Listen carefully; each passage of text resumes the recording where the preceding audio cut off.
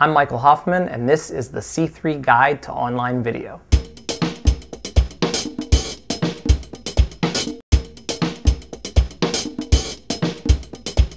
When you're finding your story, some of the questions you have to ask are, who's your audience?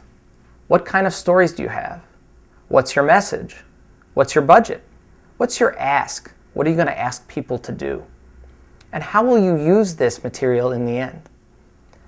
Once you ask those questions, you can start thinking about what type of video you're going to use. There's a lot of different techniques.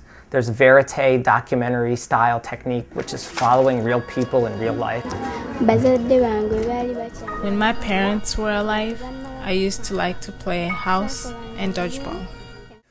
There's man on the street. When you go out on the street and you start asking people different kinds of questions and seeing what their responses are. You can present something that isn't necessarily funny in a funny way. Sometimes, when the boys act up, I got a neighbor down the street who's not afraid to haul off, and I send him over there for a little smackdown.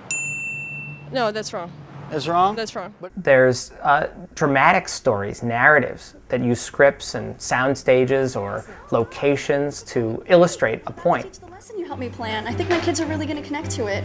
Are you here to observe? I am. Did you make any changes to the lesson after we talked about it? No.